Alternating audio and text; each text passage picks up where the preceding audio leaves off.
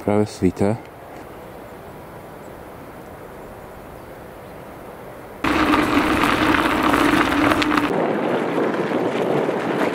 Dnes sa budem pohybovať po nížinách a rovinách.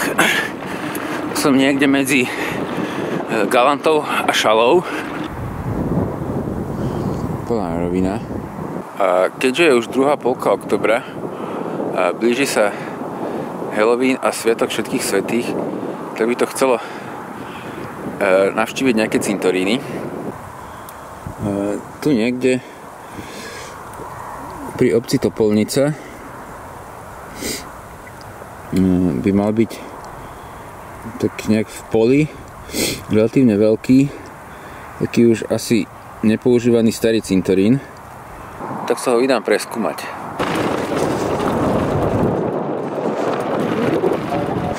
Táto skupinka stromov uprostred polí by už mohlo byť ono.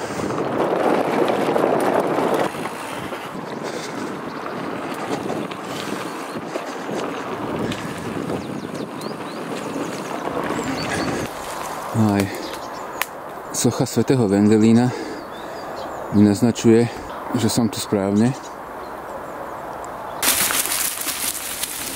To slnivé počasie sa moc nehodí. Ideme cintorínov.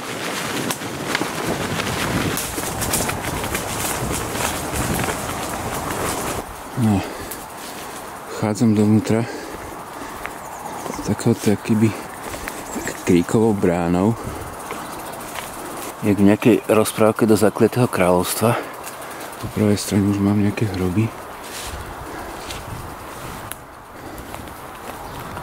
To je keby taký, predpokladám, že centrálny kríž.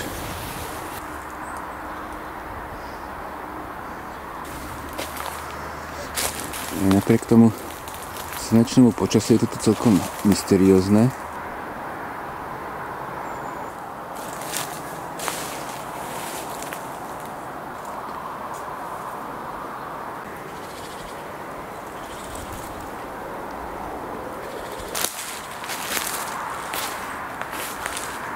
Presuniem sa do ďalšej časti. To je taká najväčšia časť. To sú iba hroby bez náhrobníkov. Najzarastenejšia časť.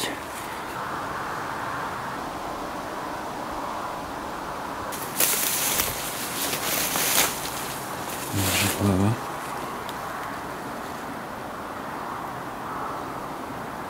Tu sú ešte nejaké malé kvety.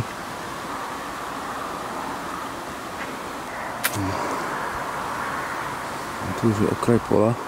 A tento je asi jediný upravený, kde ešte niekto chodí, ktorý ešte niekto čistí. Ostatní mŕtvi sú tu už zrejme zabudnutí.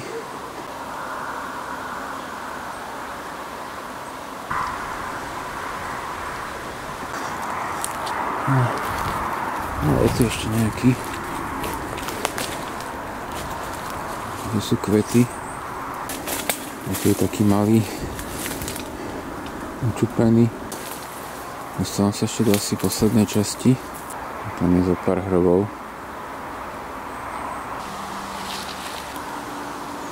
Nebol to úplne maličký cintorín. Je fakt už takmer zabudnutý.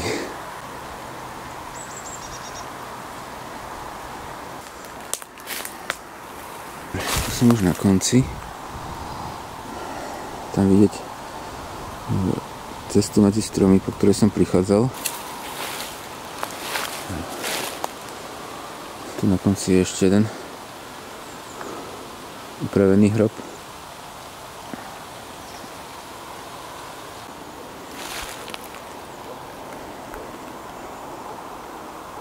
Hodne všelijakých skrytých v húštine. Počas hmly a šera to tu bolo zrejme mysterióznejšie.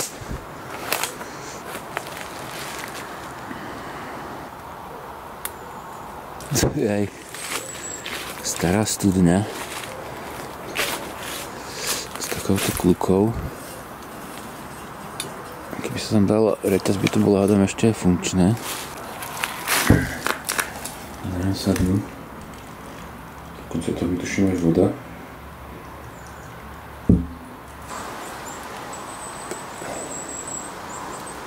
Také hrobičky obrastené brečtanom. To ešte nejaké zákutie. No, idem už naspäť.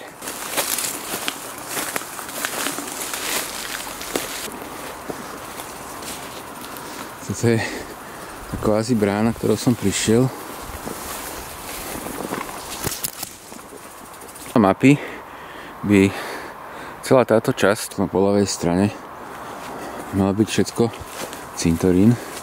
Takže tam skúsim nazrieť.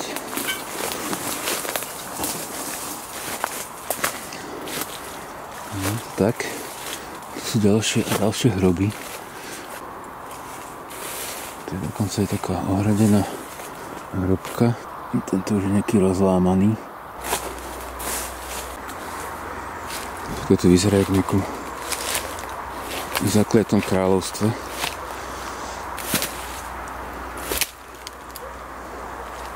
To je drevený kríž.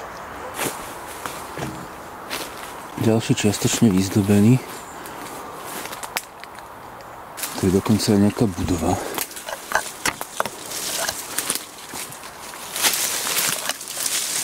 Pozriem sa dnu.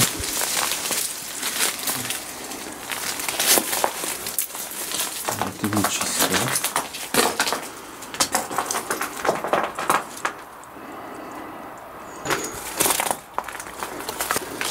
Ja idem zase naspäť na tú stromovú alejou. Nakúknem na tú ľavú stranu, či tam nie sú nejaké náhrobky, ale vypadá, že tam nič není. Ak aj je, tak je to veľmi zarastené. Tu je také trochu priechodnejšie miesto pri tomto veľkom topoli. A tu vyzerá, že sú nejaké hroby. Vlastne všade sú to hroby. Z nich už rastú stromy a kríky. To sú také trochu otvorenejšie. Zrejme sa ešte občas niekto zajde. Vlastne to tu celé posiaté hrobní. Ani už ani není vidieť. Samé hroby. Asi vole. Inak už na prvý pohľad nevidieť nič. Musím povedať, že to bolo dosť zaujímavé. Lepšie, ako som si to predstavoval podľa mapy. No ale ja pokračujem ďalej ďalšími zaujímavosťami. Takouto topolovou alejou. Nenadarmo sa to obec, cez ktorú pôjdem, bola Topolnica. Samozrejme, dám si aj niekde nejakú kávu.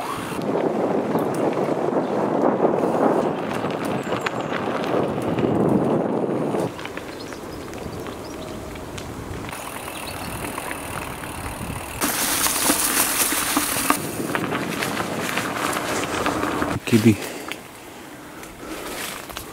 plot, ale čo bolo vnútri, asi len taký les.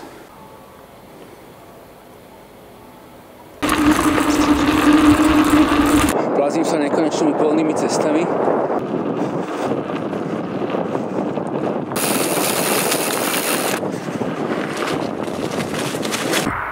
No a prešiel som cez obec Diakovce a prechádzam cez takúto jednu zaujímavosť. Je tu taká nepoužívaná železničná trať zo Šale do Nededu. To tiež stojí za nejaké preskúmanie. Ja sa teraz idem ďalej plaziť nekonečnými polnými cestami. Chvíľku ide popri trati.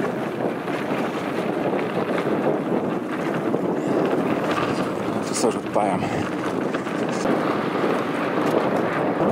Ešte kukurica.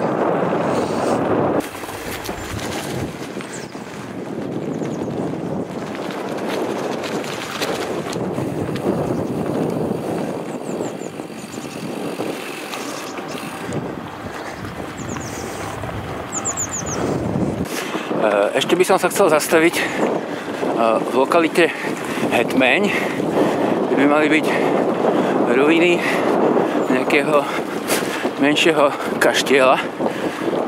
Vlastne obchádzam Šalu. Hetmeň je taká menšia usadlosť s jednou ulicou a pár domami. Vychádzam na hradskú cestu. Mám iba kúsok.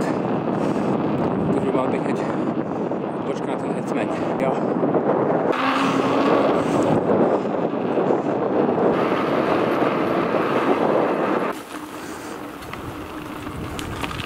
Ja prichádzam sem.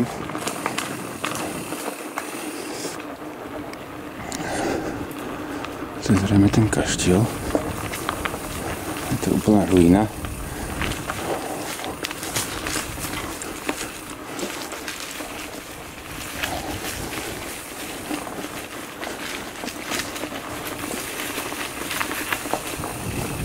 No, to je úplne.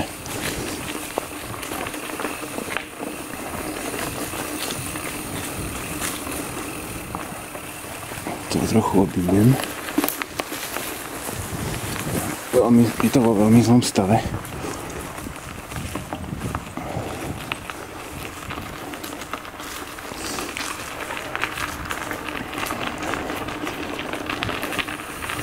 To je vchod do podzemia. Pozriem to trochu detailnejšie.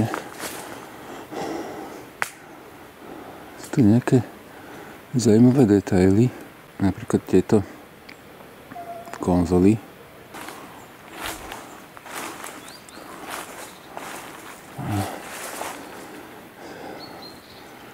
Komíny. Musím ísť po týchto schodoch.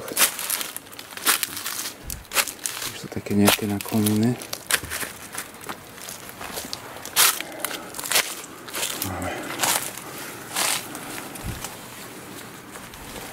Taká sama sutina. Visí strop. Tam je strecha, ešte že mám prilbu, lebo keď to padne, tak to vidieť ešte je nejaké zárubne.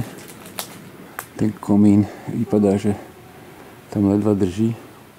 To takých zopár malých miestností. To už prechádzam na druhú stranu. Rastú tu stromy, takže už je to asi dosť dlho v takomto zlom stave. Tu vidieť aj tapety. Sú nejaké miestnostičky.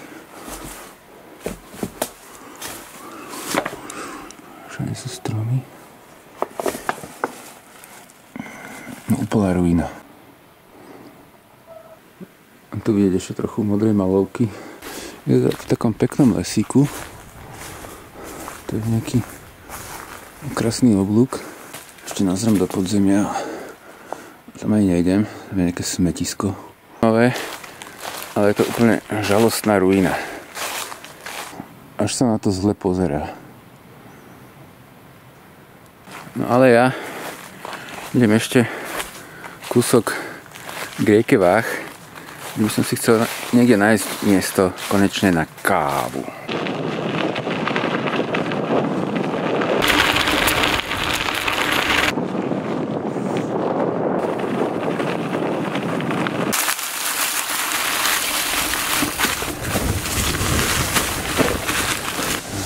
Váhu.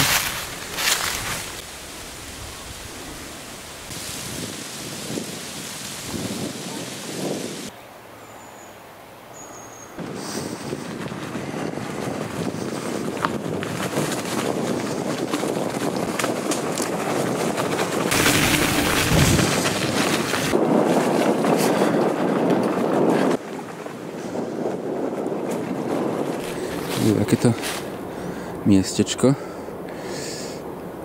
ideálne na kávu.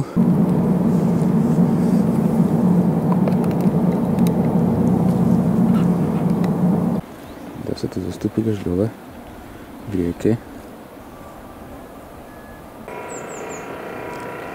No, už tuším ide káva.